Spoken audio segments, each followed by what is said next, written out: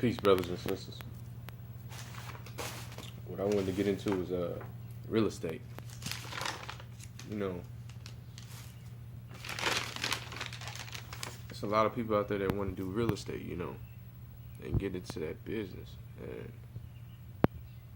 it's really a self-taught industry, you know. You don't have to go to no class and get a real estate license just to become a real estate agent. Well, yeah, to be a real estate agent, you have to get a license, I guess. But you don't need a license to buy and sell property. So, I'm here to explain a few things that I've learned on my way, One of the easiest ways, I say, for beginners who don't have money, it's definitely possible, It's just all about whether or not you dedicated to it. It can be a lot of work. You can get it shut down, or you can close a deal. And what a lot of people don't know is, this industry is a way to make some money. Like I said before, though, even though we all in debt, you can still have these Federal Reserve notes to do what you want to do. Now, what I've come to realize is that properties that's online, that's already marketed online, it's owned by banks or whatnot, or you see real estate agents that's already touched up on the property or whatnot, you probably want to stay away from them. You want to go out and find pieces of property that's not online, not on the market, And what you want to do is you want to speak with the owner of the property. Speak with the owner, negotiate a deal, boom. Get a contract between you and the owner. And give it so many days to where you have to close the deal. Normally I do 30 days. That's just me. That's a reasonable amount of days to get the deal done. And what you want to do is find cash buyers. Okay? You want to find people who are willing to pay for the property up front. Now, a lot of people say this is a scam and this and that, but it's not. It's completely legal. And all you need is a contract between you and the property owner and you and the cash buyer. And what I have is a one-page contract. It eliminates all that semantics, all them semantics that these real estate agencies use, having these 10+ page contracts and shit, man. It's just ridiculous. It's just a way to get you caught up, It just make them look better. But what I've come to find out is this contract right here works. And it works in the state of Missouri. That's where I'm at. And it has no problem. And no attorney has ever said anything bad about it, because you will come across attorneys. But what you want to do is talk to a property owner and let them know that you're willing to make a deal with them without having any real estate commissions involved. Okay? For example, let's say you sit down and you talk with the property owner, and he or she cannot go no lower, or he cannot go no lower than $30,000. Okay, that's it. They can't take no lower than $30,000 for that piece of property. And you say, okay, that's fine.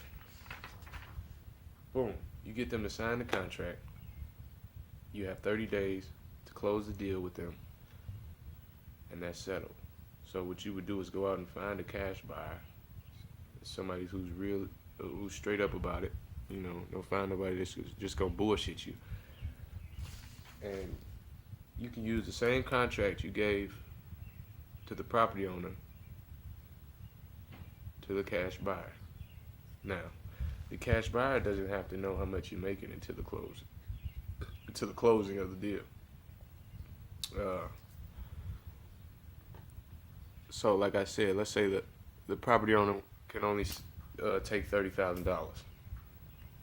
Boom. Okay, you got that down. And you go out here and you find somebody who's willing to pay. What you would do is put on a contract how much ever you think the house is worth.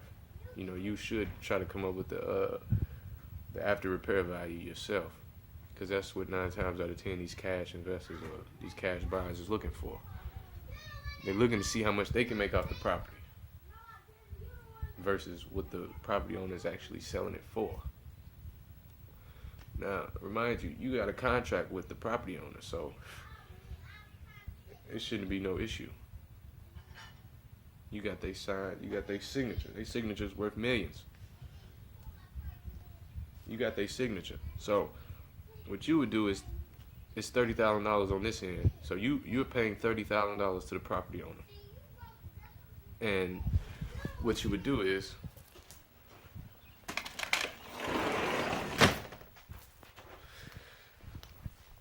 you would go and issue it, maybe this is just for example. You know, you could go and sell it to a cash buyer for 35,000 or 40,000. You know, you just the middleman. When you wholesale, meaning you're gonna buy the property as is. And a way to do this is you just negotiate a deal with the buyer. Technically, in front of the property owner, you are the buyer, but you don't have the money. You don't have to let them know that either. You know, you don't have to let them know that. You can. That's up to you. But 9 times out of 10, they just want to get their property sold. They're ready to get rid of it. You have to have motivated property owners. I'm gonna say that again. You want to have motivated property owners. They have to be willing to just get rid of their shit, man. And it's not hard. It is kind of hard, but it's not once you get in the groove and you know, get to going with it. You could put up signs and shit, you know, just to get people to call you. But back to the example, you know, $30,000 on your end, and you go and charge somebody 40, 45. Say you charge them 45, and you get on the phone with them, and they say, well, I can't do 45, but I can do 40,000. Well, hell, you better take that 40,000. That's a $10,000 profit, my friend. And technically, the cash buyer is supposed to pay the closing costs. You know, when you go to the bank and you get the closing agreement. But, I mean, me personally, I would always, if the cash buyer doesn't pay the closing costs, I would split it with them. You know, it might be $1,500 to close, depending on whatever, you know, depending on the situation.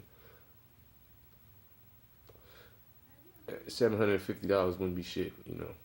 That's just $750 off the $10,000 that you just made. You was originally looking for a $15,000 profit, but you took it down to $10,000. Now all of this information is gonna come out at the closing. It's gonna be you, the property owner, and the cash buyer, and the bank, of course. The bank will be the one issuing out the checks to you. Get that straight. At the closing, the property owner gets her $30,000. You get your $10,000 minus the $750 for the closing fee, and the cash buyer gets the property. Mind you, they bought it as is, so it's up to them to go do whatever they want to do with it, whether they want to renovate it or, you know, do whatever they're gonna do with it.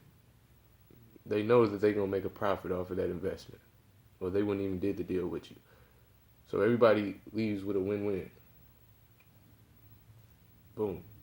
That's your first deal. You just closed. You made $10,000. Almost $10,000. That's basically a wholesale. Wholesales would be, you don't have to have no money to buy no real estate. I mean, to make no money off of real estate, rather. Because you can possibly go and do 10 more deals just like this, and then you'll be able to go and buy a piece of property up front yourself. You know, you just saved up so many $5,000, $10,000 deals that you'd have made, and now you don't even have to be a middleman no more. You could just be the person buying the property from the owner, and it works. It works. Everybody's happy. Now, the cash buyer could say what he wants you to get, what he thinks is good for you out of the deal, but you make that yourself. Make sure that you get the property owner to sign your contract, and you have to uphold to the laws of that contract. Your word got to be your bond. Your word is bond. But in the contract, normally you said you had 30 days to close. Now, what you would go do with the cash buyer, you would only give them 10 days. Give them 10 days to pay you and close the deal. That way you're getting it within that 30 days. It's simple, y'all. I should be charging people for this. But it's time for our people to wake up, Real estate is a good investment, You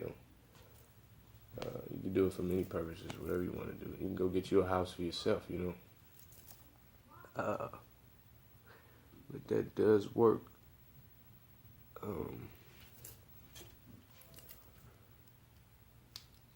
So yeah. I've been getting a lot of questions like, well, I don't have no money to start. You don't need no money. Only time you need money is to invest into yourself, man. Because once you make that first deal, you're going to be the happiest camper ever. And let me tell you, once you make that first deal, you should definitely invest in going to put up signs and sending out mail. You can go to the post office and send out a bulk mail. A lot of pieces of letters stating what you do and you're here to help people. Because there's a lot of people out here that don't want to deal with real estate agencies because of that commission that they bring. That's just more money on the property owner.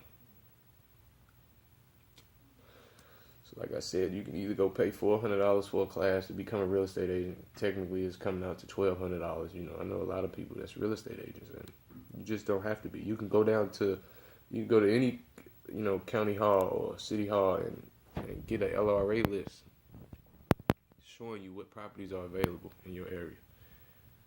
And I mean, there's so many vacant properties out here.